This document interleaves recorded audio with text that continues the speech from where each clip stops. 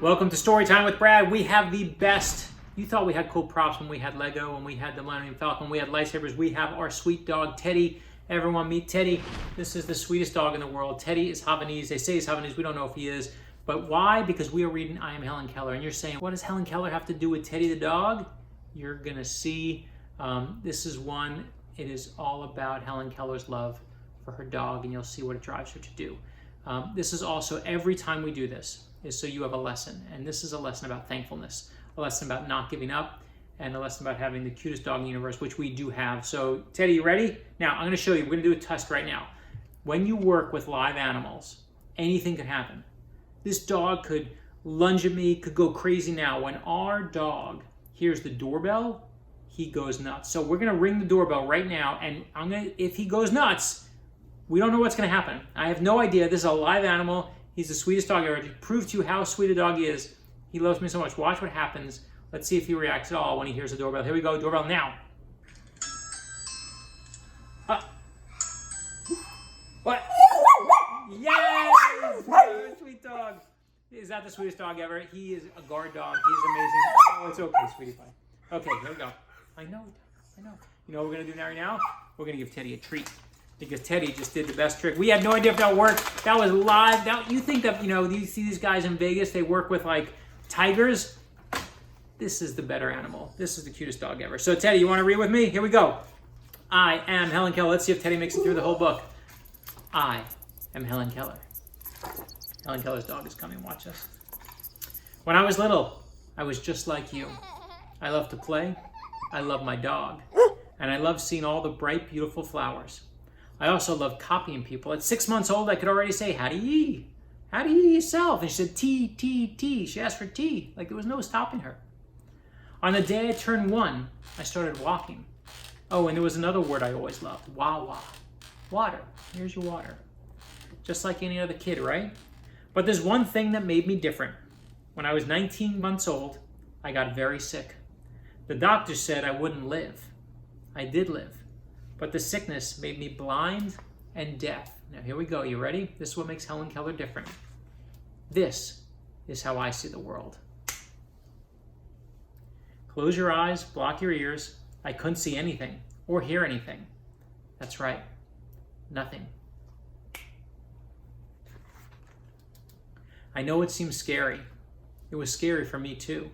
Back then, people didn't know how to deal with someone who was deaf and blind. My relatives thought I was a monster. You see how she behaved? She put her hand in my plate. She ate my food, and she's like, wah, wah, wah, wah. She's just trying to find her water.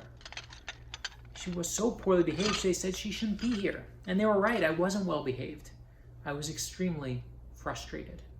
In my dark world, I couldn't tell if anyone noticed me or cared about me. I couldn't see or hear what I was doing.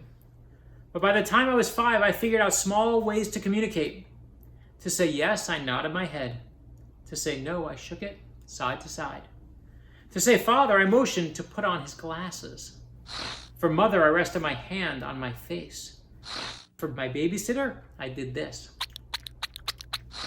And when I'd shiver like it was cold, it really meant Helen wants ice cream.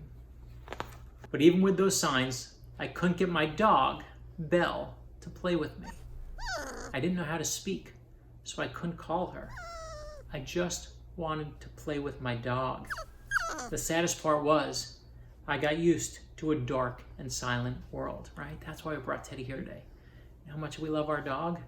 That's how much Helen loved her Belle. She just wanted to be with her Belle.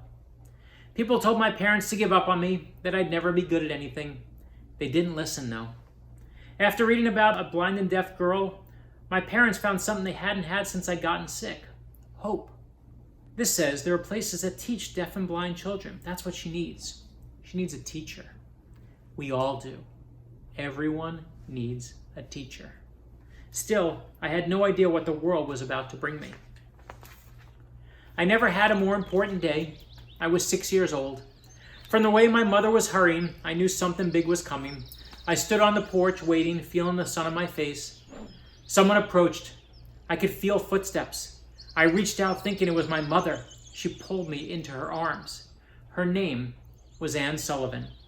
She's the teacher who changed my life.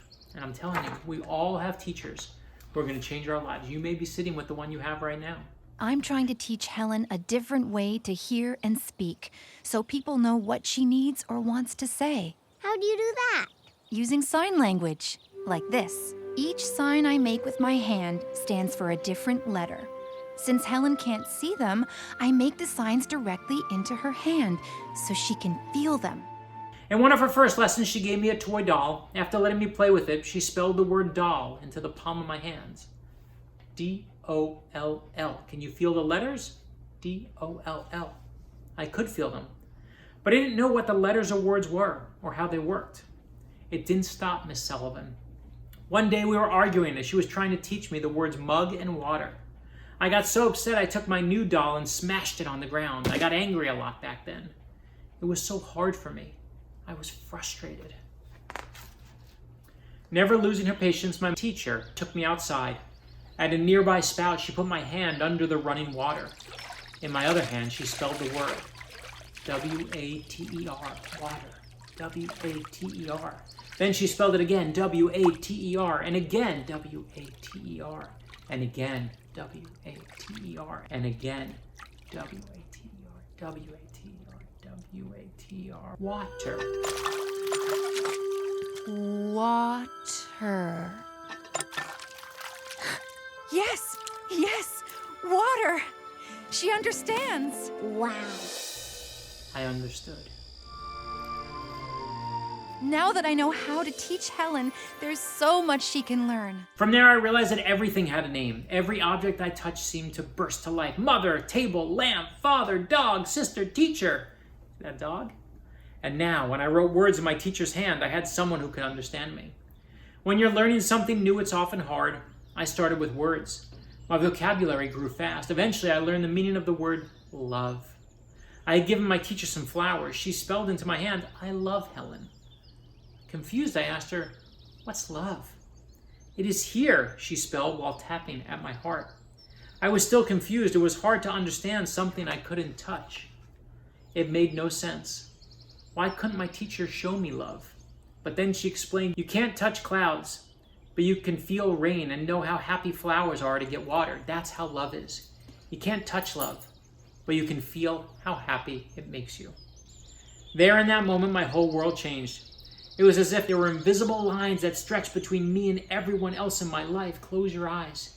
You can feel it too, your connection to your family and friends. Still, life was never easy. Without sight, I couldn't see people's faces. Without sound, I couldn't hear their voices. But one of my greatest breakthroughs came when I learned to do what you're doing right now, reading. Read without eyes. How's she going to do that? You'll read with your fingers. On this cardboard, you'll feel some raised dots. The dots make letters, the letters make words. This is the word for doll. To practice, I'd match each word with its object and make sentences. This was my favorite game. We played it for hours. See if you can find the sentence. Girl is in wardrobe. See, here's doll is on bed. Here's teacher is proud. Here's girl is in wardrobe. Ooh, he's getting excited. His favorite part. From there, I started reading real books, just like you. The only difference was my books were in Braille, which is a series of raised dots that you read with your fingers. At first, it just feels bumpy. You'll get used to it, though. These dots spell my name, Helen. Want to read your name in Braille? Here's the alphabet. When you find your name, you find your letters, B-R-A-D, and that's it. Now you're reading just like Helen. In the book, we actually put real Braille in there so you can feel it. She's reading. Really? But how? She can't see the words. No, but she can feel them when they're written in something called Braille. You want to see? It's bumpy. How does it work? Each of these bumpy patterns is a letter, which make up words, so Helen can read stories by touch. She's reading one now about pirates. To make reading even more fun, my teacher took me outside. She knew I loved feeling the sun on my face and smelling the pine needles. To read my book so many times, I wore down the raised dots. There were the Arabian Nights, Robinson Crusoe, my favorite Little Women. In those pages, I met brave boys and girls who could hear and see. One of Miss Sullivan's best lessons came when she showed me how plants grow. Feel these buds? Some buds open fast, others open slowly. A flower can only bloom if it's watered. When I was 9 years old, I wanted to learn how to speak. Even Miss Sullivan was worried about teaching me. She thought I'd get frustrated, but nothing would stop me now. Why'd she want to speak? She wanted to be with her dog. To help me, Miss Sullivan took me to a teacher named Sarah Fuller, who would put my hand to her face and let me feel her tongue and lips as she made each sound. And yes, Helen, feel each sound, like the vibrating strings on a piano. Helen is working with a special teacher who can help her feel what words sound like, how the mouth and tongue move with each sound spoken. You can feel words? Ow! I guess Helen can. In an hour, I learned the letters M, P, A, S, T, and I. Ma. Ma. Now, I could call my dog, and she'd come to me. B-L, B-L, B-L, Bell. Bell. At my 7th lesson, I spoke this sentence, the one sentence that I'd repeat over and over. I am not dumb now.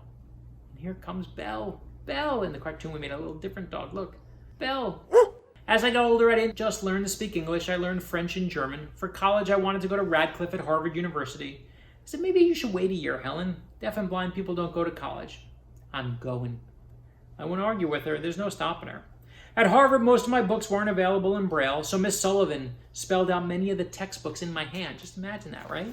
She'd hold her hand open and she'd read in her hand, spelling out all the words. That's how much I loved learning. And that's how patient and selfless Miss Sullivan was. Right? Great teachers, just like the ones you have. I became the first deaf and blind person to earn a college degree. I wouldn't be the last. As I grew older, I wrote 14 books and visited 39 countries. But the most important thing I did was to make sure that other people with disabilities could get the same education I had. Today, thousands of deaf and blind students enroll in universities thanks to the work that Helen did. That was only the beginning. I didn't just help the deaf and blind. I started fighting for social change to help women vote, to help the poor survive, and to help people who needed it most. Today, the American Foundation for the Blind and Helen Keller International continue to help the blind and hungry. Here's my favorite part, you know it. In my life, they said I was different. They said I'd never be normal. But the truth is, there's no such thing as a, quote, normal life. Every one of us is like a flower that must be watered. Every one of us is full of potential. And every one of us can overcome obstacles. Look at me. Hear my words. I may not be able to see, but I have vision. I may not be able to hear, but I have a voice. Think of your life as a hill that must be climbed. There's no correct path to get to the top. We all zigzag in our own ways. Today, she's the first statue in the U.S. Capitol that's of a child. And they say to her, how do you do all that stuff? I just decided I could. At some point, you'll slip, you'll fall, you'll tumble back down again. But if you get back up and keep climbing, I promise you, you will reach the top. Don't let anything hold you back. Our lives are what we make of them. There will always be obstacles, but there will always be ways around them. I am Helen Keller, and I won't let anything stop me. Right? As it always says in the back, the moral lesson. I am Helen Keller, and I won't let anything stop me. And that's a lesson I want you to have. Now, Teddy has been so good. Let's give Teddy a treat for sitting. We did not know if Teddy was going to sit this whole book. We thought that Teddy might go bananas and tear up my office. There are treats in my office every day. So Teddy knows you love these treats, right? Watch. Yeah, you're a sweet dog. Teddy's so sweet. So the questions I do want to ask about today is, this is the one I want to tell you about. I want to tell you about my teacher. And my teacher, when I was a kid, was named Miss Spicer. And I had her in 9th grade. She changed my life, Miss Spicer, with 3 words. She said to me, you can write. And I was like, well, everyone can write. She said, no, you know what you're doing. And she tried to put me in the honors class. I had some sort of conflict. So she said, here's what I'm going to do. She said, you're going to sit in the corner for the entire year, ignore everything I do, ignore every homework assignment I give. You're going to do the honors work instead. And what she was really saying was, you're going to thank me later. And sure enough, a decade later, when I wrote my first book, I went to her classroom, I knocked on the door. She said, can I help you? I said, my name is Brad Meltzer. I wrote this book, and it's for you. And she starts crying. I said, why are you crying? She said, I was going to retire this year. because I didn't think I was having an impact anymore. And I said, are you kidding me? You have 30 students. We have one teacher. And I want you to take that lesson and know one thing, right? Because that's what this book is about.